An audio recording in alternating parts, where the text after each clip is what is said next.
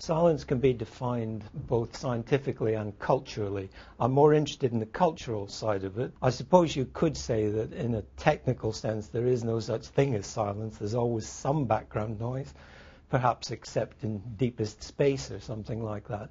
But silence is the inability to hear the noise in the background around you. We do live in a very noisy society, and although you could define this as a case of noise versus silence or sound versus silence, really what you're talking about is trying to have some control of the environment around you. Silence is a way of moving away from the extraneous noise that our society is simply full of, particularly, of course, in cities. One of the problems with excessive noise is it does make it difficult to think clearly. Lots of studies have been done about this, that living in a noisy environment distorts people's thinking patterns. It leads to sleep deprivation, which is not very healthy from you. And there's also interesting studies that have been done of late that indicate that a very noisy environment increases your risk of heart attacks. Maybe we're not very much in tune with our environment that way in cities, and silence is a way of trying to get away from that. Noise really is a major global problem.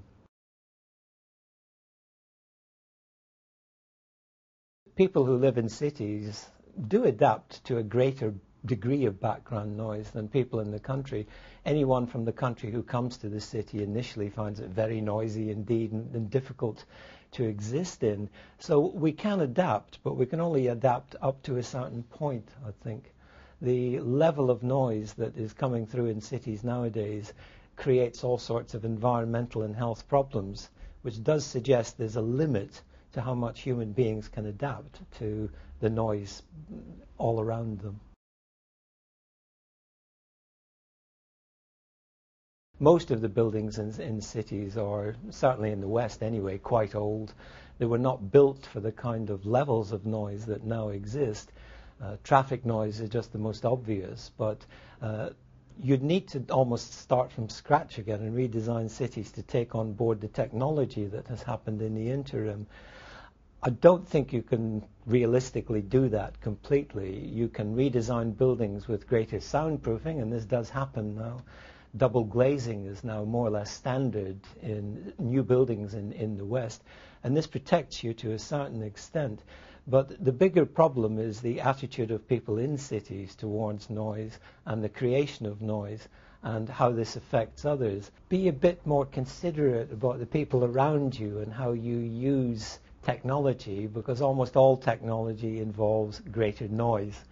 Almost all technology involves affecting the environment around you, and it would be far better, particularly in cities, if people had a greater consciousness about how much noise they were creating and their effect on the environment. It is something that needs to be thought about in new buildings. They do need to be soundproof to a greater extent than they were in the past. But unless people's attitudes change, then there are limits as to how effective that will be. Most media operate 24 hours a day, which gives more and more sources of noise. If you want to watch television and listen to the radio in your flat, you can do so right through the night, whether it disturbs your neighbours next door or not. But sound levels have crept up in mass media, partly to do with advertising. Advertising is consistently pushing stuff at us through the mass media, and it is well known that the sound level is very often raised during the advertising break compared to the normal program. And that kind of hyperstimulation is certainly encouraged by the mass media, which is noisier and noisier and noisier than it ever was, but also omnipresent. It's very hard to escape mass media in a Western society. It's going to become very necessary to re-educate people from the very lowest school age up about protecting the environment, because this is a larger problem than just noise pollution. The kind of consumerism we've got is, if you believe in global warming, helping to destroy the planet.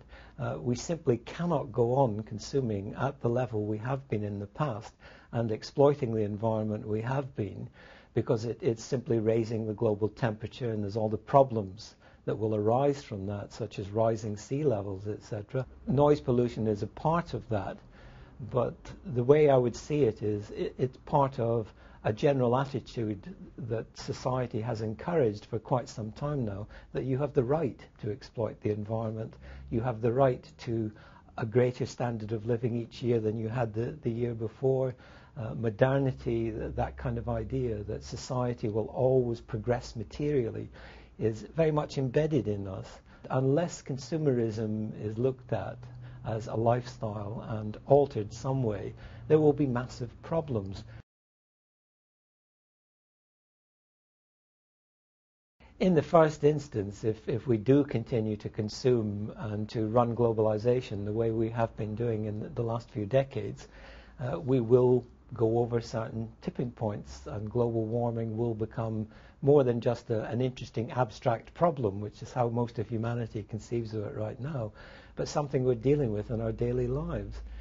If the ice sheets, for example, do melt at the poles, both in the Antarctic and the Arctic, humanity would have to face the fact that sea levels will rise to the extent of wiping out most of the coastal population. In the longer term, we simply need to move away from the kind of consumerist mentality that we have had, and to protect the environment more than we have been doing, and to hope that the effects of global warming are not as bad as the scientists keep telling us.